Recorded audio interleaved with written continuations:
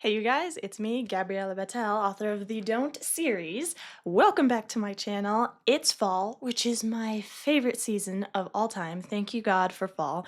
And so not only do I love the fall season, but I love fall feeling books. In fact, sometimes in the summer or spring or any other happy, peppy, perky, sunny, not cloudy, drizzly, fall spooky season, I will read fall books just so that I can get my fix. And I've done a lot of that over the past year. And so I thought it would be fun. Now, I've already done a video where I gave you my top a lot, like what, 20 something book recommendations for fall. But since then, I've gotten some more. So instead of repeating myself and naming all of those again, I'm just going to add to it and tell you about all the fall-ish books that I've read this past year that I think would be great for you to sit down and get cozy in a blanket, hot chocolate, raining outside for the season. And I'm actually going to rank them based on how fall-ish they are. So like, well, let's get to the ranking and I'll show you. Okay, so here is our tier ranking list. So here at the bottom, all the books I read in the past year that could even vaguely be remotely considered autumn-esque fall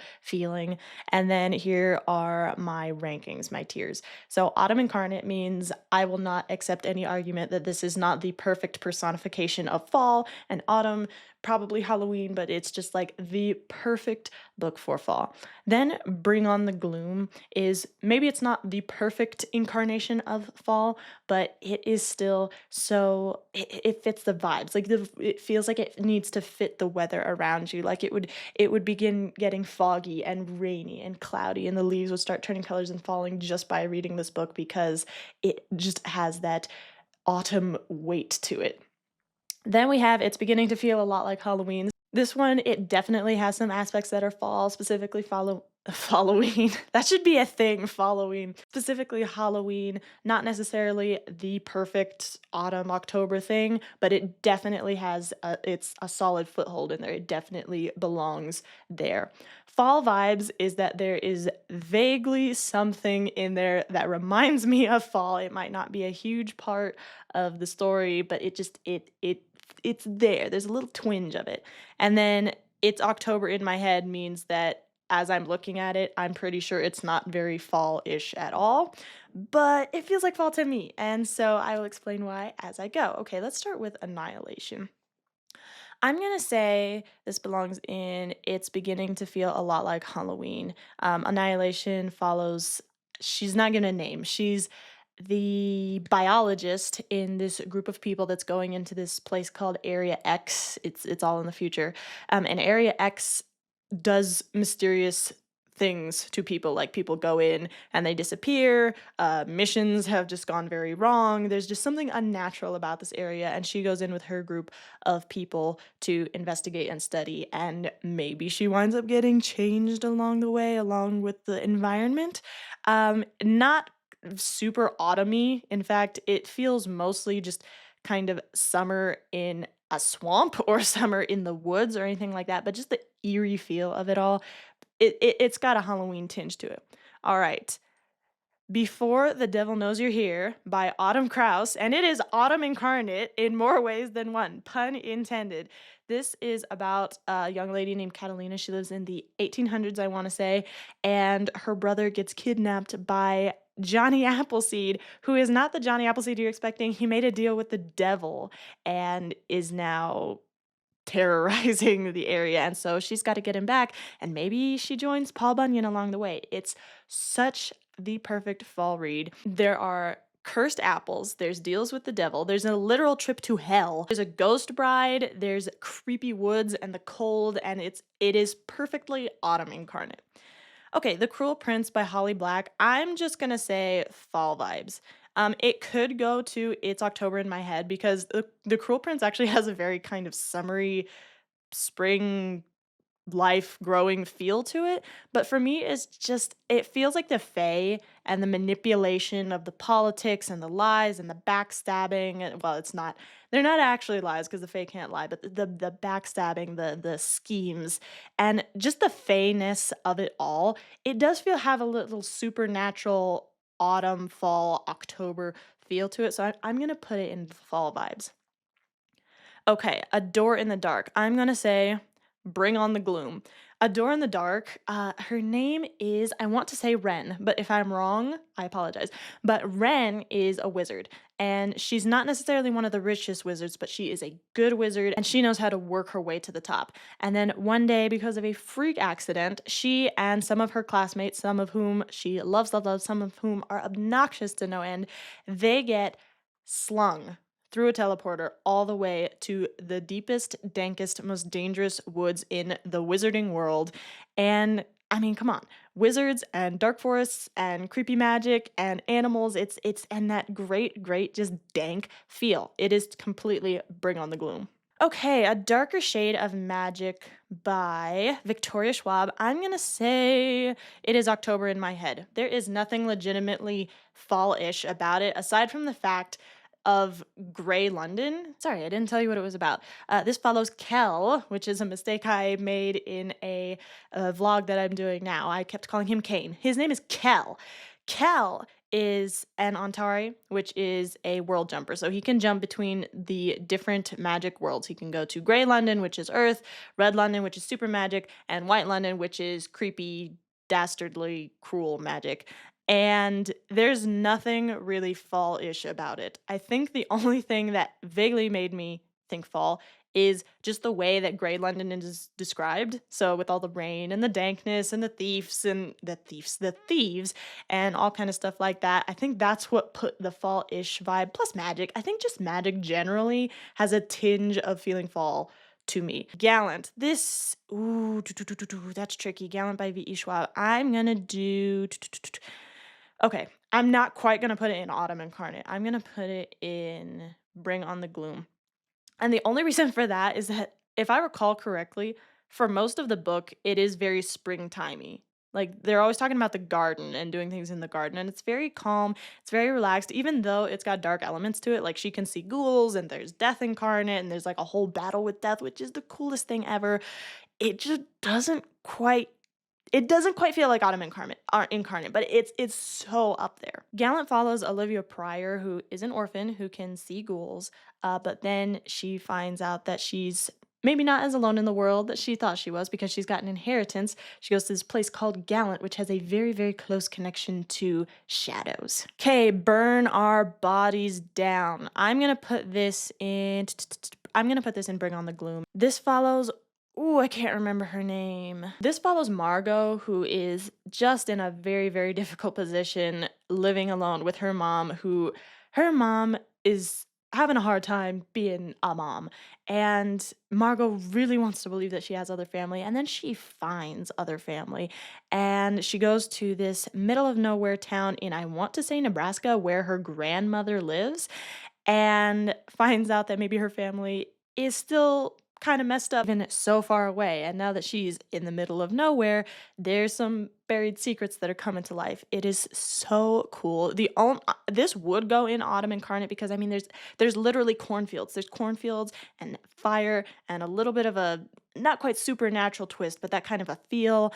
And it the cover is orange. It's a jack-o'-lantern orange, for crying out loud. The only reason it doesn't go exactly in Autumn Incarnate is because it takes place smack in the middle of summer, and you do feel that, but it's so close. Half a King by Joe Abercrombie. It is so in my head. There is nothing fall-ish about it. There's not even magic in it. I can't even figure out. I guess it's the grunge because there's a lot of grunge in this book, but I think it takes place over an entire year, but there's no emphasis on fall. There's more of an emphasis on winter and summer, and it's a plain, not plain, I love it, but it's a king story. I seriously think it's just the grunge that in my head puts it October.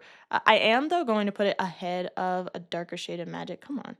Um because A Darker Shade of Magic actually has much more bling and magic, and I'm just thinking of Red London where everything's just red and bright and vibrant, and so that's completely throwing off the vibe. At least Half a King has the atmosphere sometimes that could possibly be fall. House of Hollow, Autumn Incarnate. This follows Iris, who, when she was a little girl, her and her two sisters vanished into thin air for a month, 2 months, something like that. And then they just reappeared on the street, but they were different. They couldn't remember anything that had happened to them. And they were suddenly so hungry. They were different.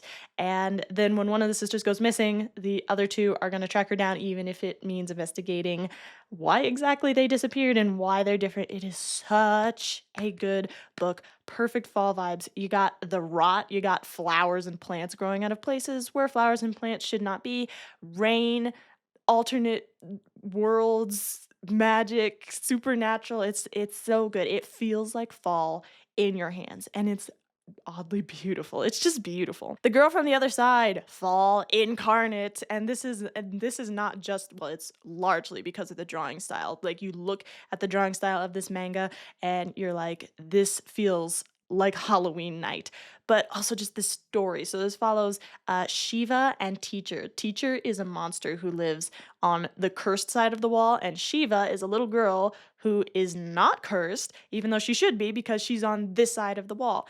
And Teacher takes care of her, and it's such a lovely story, but it's so full of forests and monsters and curses and plots and backstabbing and all manner of Halloween things. It just feels cold, and it's all black and white. It's so good. I'm gonna skip. You know what? I'm not gonna skip this one.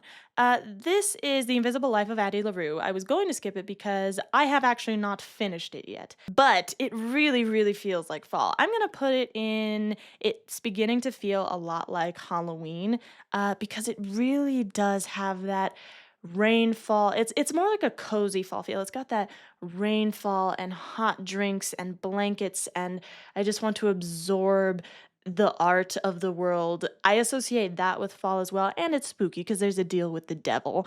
I haven't finished it yet, so I don't have complete thoughts on it yet, but I just wanted to throw it in there because it does fit a cozy autumn vibe. Now, regarding Dracula, this is okay, let me first put it where it belongs. I'm gonna say bring on the gloom.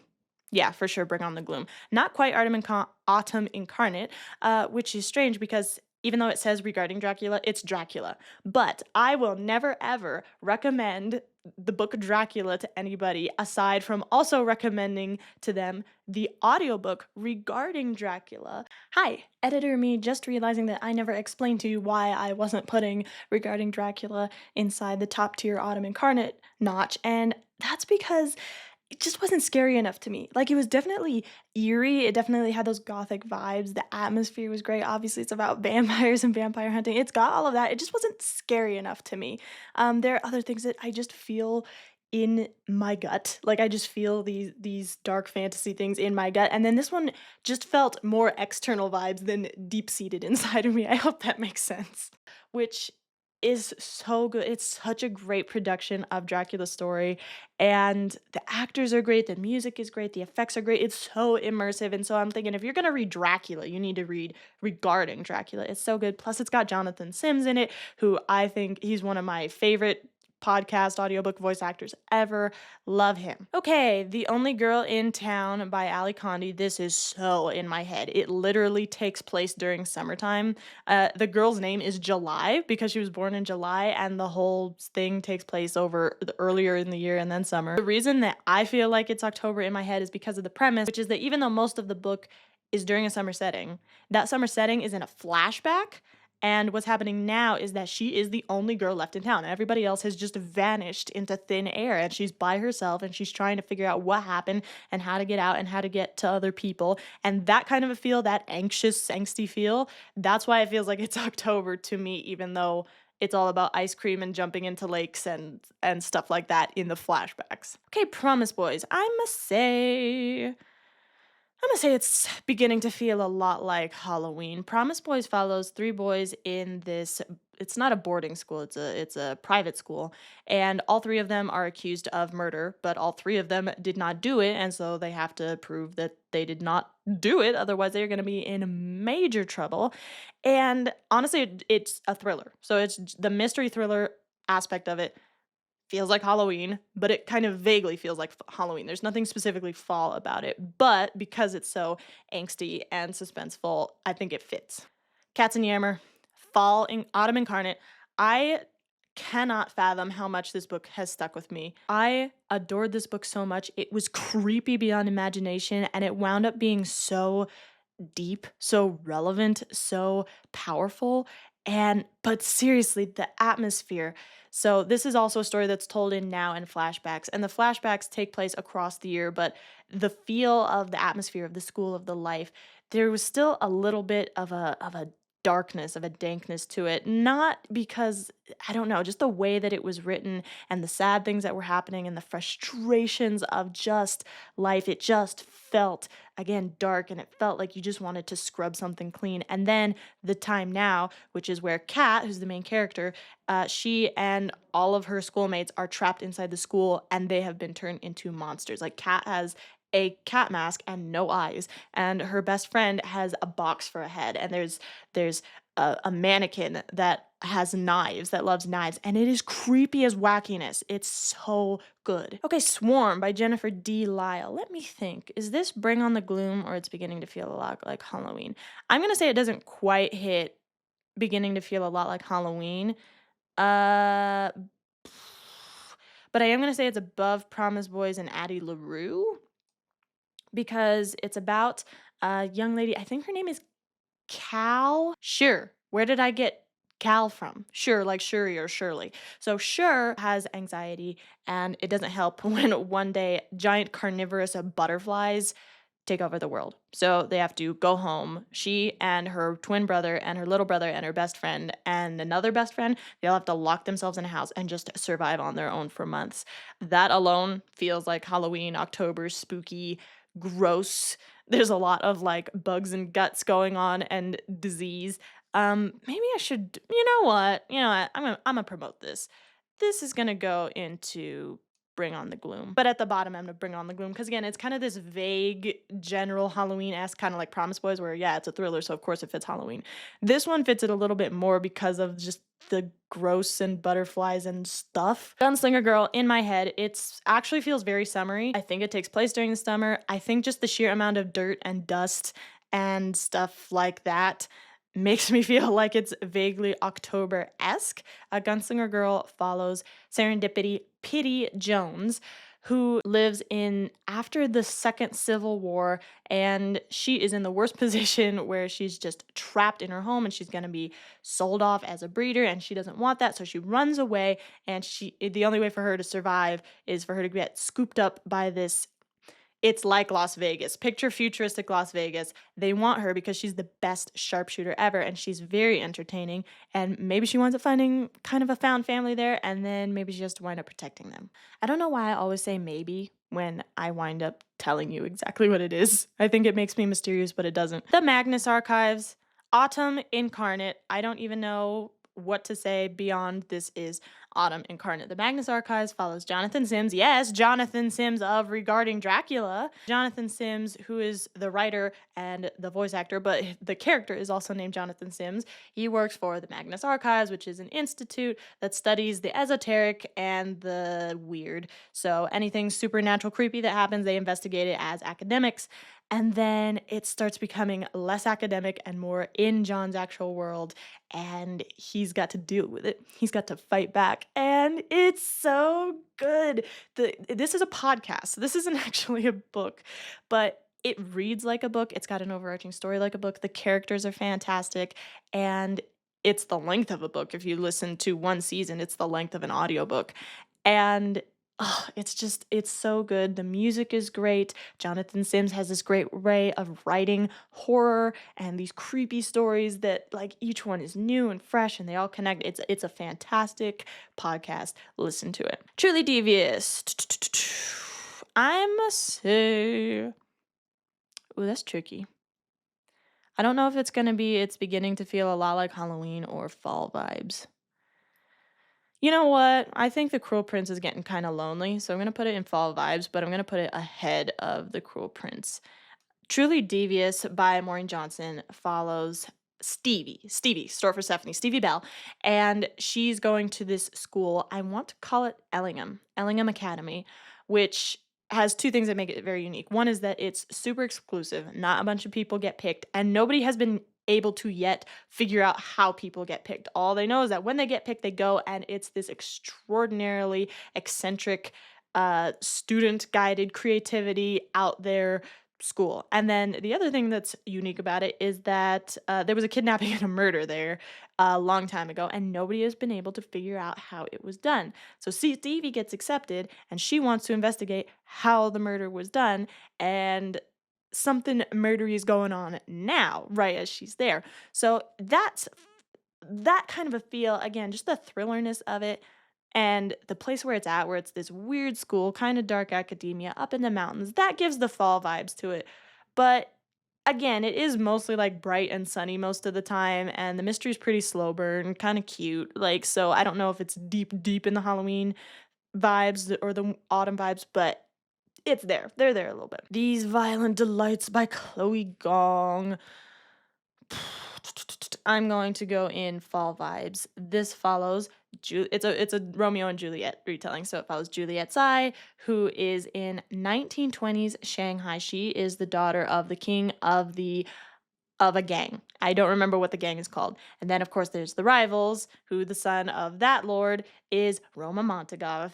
They love each other, but they can't love each other because their gangs are opposed. But there's the added benefit of there is this monster that is going around spreading an insane disease. As much as Juliet is a member of a gang, she also protects her city and she protects her people, which means she's got to figure this thing out. And so does Roma. It's such a lovely story. I'm kind of debating maybe it should go above fall vibes because the disease kind of cranks it up a notch. The state of the city, just very beautiful in some spots, grungy in others, dark, the mysteries. You know what? I'm gonna say, I'm wondering if I put it in the wrong tier altogether. Should it go Bring on the Gloom? You know what? No, it's not Bring on the Gloom, but it is at least beginning to feel a lot like Halloween. I'm gonna stick it right here behind Annihilation. Um, Again, because of the disease, because of the monsters, because of the feel, just the kind of general danger overall.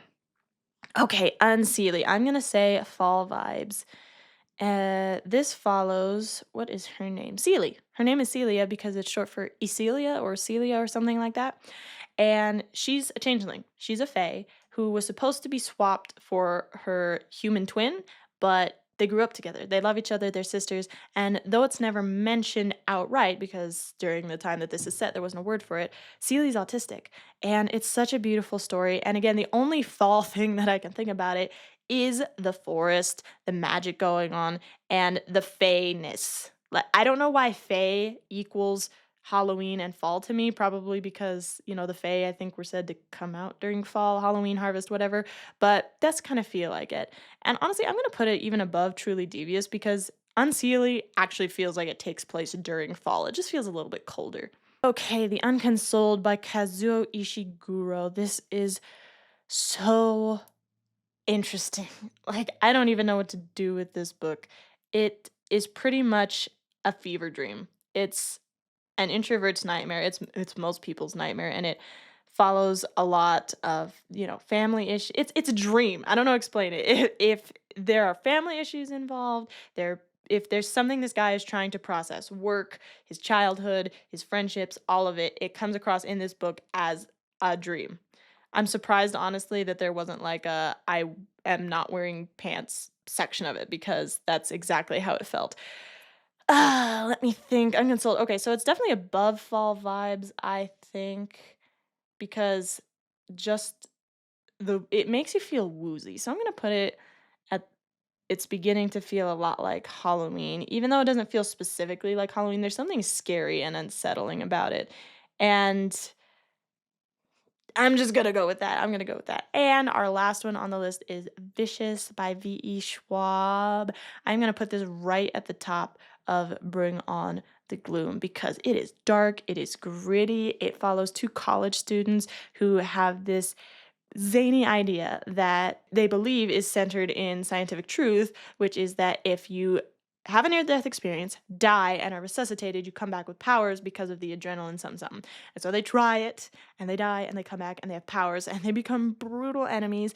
And it is so full of like death. It's so full of death and rain and graveyards and all manner of stuff. It has got to be a high.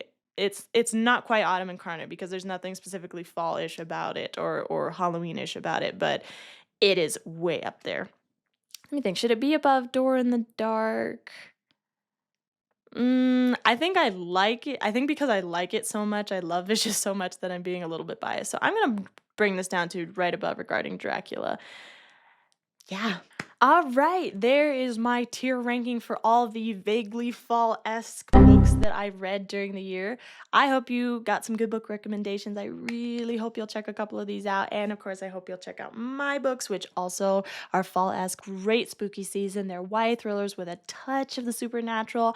And I think they're perfect for Halloween. I think they're perfect for November. I think they're perfect for any time you just want to curl up and just get hit in all your feels. So, yeah, in the comments, tell me what books you're reading this fall, any books that you read in fall, winter, or spring that felt like fall to you that I should read.